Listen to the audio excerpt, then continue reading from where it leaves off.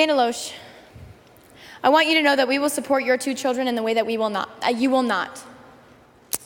The shooter at our school obtained weapons that he used on us legally. Do you believe that it should be harder to obtain these semi-automatic and weapons and the modifications for these weapons to make them fully automatic, like bump stocks? Well, first off, Emma, I want to applaud you for standing up and speaking out. And for anyone who has ever criticized you or any of these students up here, including people who have been on my side of this issue, I don't think that anyone should deny you your voice or deny you your position because you are young. We want to thank you for that. I was a very politically active teenager, and I'm on this stage as a result of that. Think of how far you all could go as a result of voicing your beliefs. Now, I want to answer your question, and I want to be allowed the opportunity, which is why I am here, to talk and have this discussion with you all and answer these questions. This is why I came down here.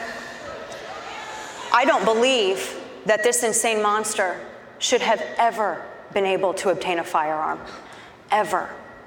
I do not think that he should have gotten his hands on any kind of weapon. That's number one. This individual was nuts. And I, nor the millions of people that I represent as a part of this organization that I'm here speaking for, none of us support people who are crazy, who are a danger to themselves, who are a danger to others, getting their hands on a firearm. And we have been for over 20 years, and I have been screaming about this, which is why I'm here, because I have kids, and I'm not just fighting for my kids, I'm fighting for you, I'm fighting for you, I'm fighting for all of you, because I don't want anyone to ever be in this position again. I want everyone to think about this for 1 second. This goes right into your question. Do you know that it is not federally required for states to actually report people who are prohibited possessors, crazy people, people who are murderers? No? We've been actually talking about that for a long time. Let me answer the question. Let me answer the question. You can shout me down when I'm finished, but let me answer Emma's question. It is not federal law for states to report convictions to the NICS system. It's not federally mandated. That's the big question, and I wish that this network had also covered this more as other media networks would have covered it. That's a huge, wait a second. You guys, if I can't hear her statement, I can't come up with a rebuttal. Please. Wait a second. Do you guys want to stop mentally insane individuals from getting firearms? You better not get one now. Yes? They have to be in the system. If they are convicted, you can convict them, you can adjudicate them mentally unfit. If a state does not report it to the National Crime Information Center, when you run that form, this madman passed a background check. How was he able to pass a background check? He was able to pass a background check because we have a system that's flawed. The Sutherland Springs murderer was able to pass a background check because the Air Force did not report that record.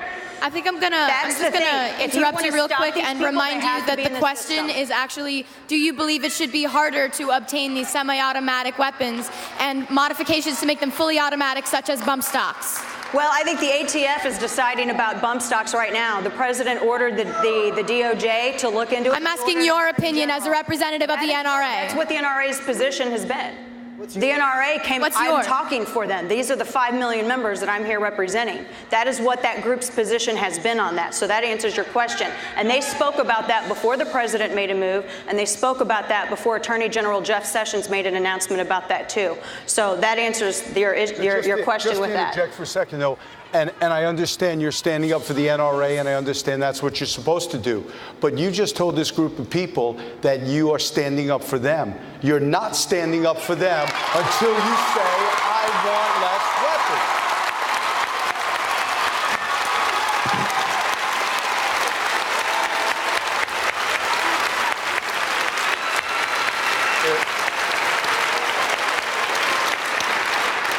weapons. These people want three things. And I come here tonight with 39 years in law enforcement. I've Baker-acted people. I've taken weapons from people. The men and women I've worked with for almost 40 years. We know how to keep America safe. Number one, We have to, you're right, we have to take weapons out of the hands of people that suffer from mental illness. We have to expand the Baker Act. We have to be able, when police encounter someone, Emma, when police encounter someone who is going through a mental illness, we don't only have to wait, or we shouldn't have to wait until they are a danger to themselves or someone else. We should be able to take them to an institution that's going to examine them and take weapons away from them right then and there at that time. And Sheriff, you're a member of the NRA, yes? No, you're not a member of the NRA. I want to bring in Diane Wolk-Rogers, who teaches AP World History. One of the victims, Carmen Shentrup, was in her class, and she has a question for Dana as well. Dana, I viewed the dead body of Carmen Shentrup, our student. I watched her mother and father kiss her goodbye one last time and close the top of her casket. I looked at Robert and I hugged him, my dear, dear Robert, and I told you that Carmen, she died a martyr. Our kids have started a revolution. I'm proud and I'm inspired to be a part of Never Again. Now here's my question.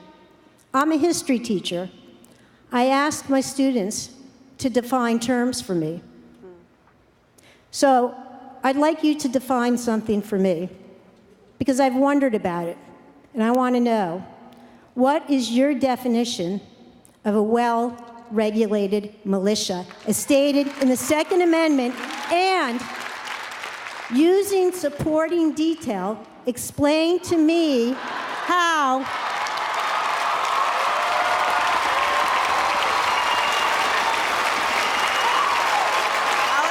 Let me finish.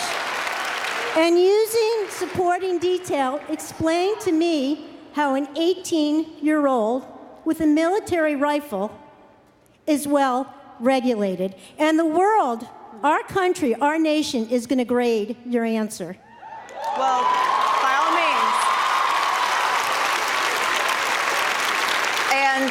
And I want to say as well, I as a parent, I see my kids and these students. I see my kids and the students that are here today. What you went through is horrid. I'm not going to pretend to understand what you went through. There are no words for it. It's monstrous, and nobody should have to endure that. I want to answer your question. George Mason was one of the founders, and he said, the militia is the whole of the people. It's every man, it's every woman. That is who the militia is. In the context of the time, a well-regulated militia meant an American man, an American woman, a citizen of the United States of America who could operate and service their firearm. How is an 18-year-old, that was in the context of the time. Yes. How now is an 18-year-old with a military assault rifle well-regulated? Use supporting detail. Right. He shouldn't have been able to get a firearm. He should have been barred from getting a firearm. And he should not have been able to. He should not have been able to purchase a firearm. So what are you, the NRA, going to do about it? Let me answer. If we're here to have a discussion, that's why I'm here. I want you to ask me every question. I want you to give me every question you have. Let's have some respect. She's here to answer the questions. Let's let her answer the questions. He should, A, never been able to get a firearm. B, people who are crazy should not be able to get firearms. C,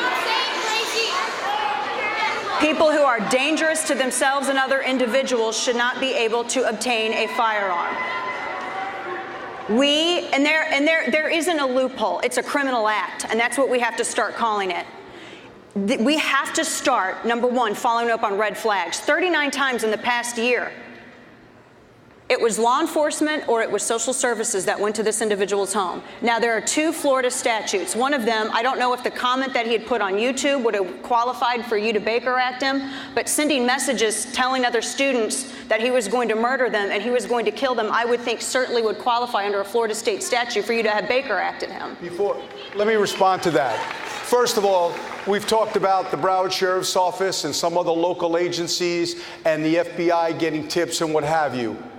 America, there's one person responsible for this act. That's the detestable, violent killer. He is responsible for this act. Nobody else but him. There's three things we need to do in America to keep America safe. Number one, we have to use through crime prevention, through environmental design, build schools differently so they're harder to penetrate. Number two, we need to be empowering police officers and deputy sheriffs throughout the nation to be able to take people who are an immediate threat to themselves or an immediate threat to someone else to be examined. And we need to take guns away from them forever. They should never get them back. They should have to go through a psychological evaluation. And if we have a doctor or a clinician have to sign their John Hancock and say that person should be given back their Second Amendment right, we're not going to see doctors do that. But lastly, we do need to have some gun control reform. 18-year-olds should never have a rifle. An 18-year-old kid should not have a rifle. 18-year-old kid, they're not adults yet. They're in high school. These kids should not have a rifle. Bump stocks should be illegal. They should be outlawed forever. Automatic rifles should be outlawed forever. And anybody who says different, I don't know about other people, but Emma and I, we're calling BS on that. So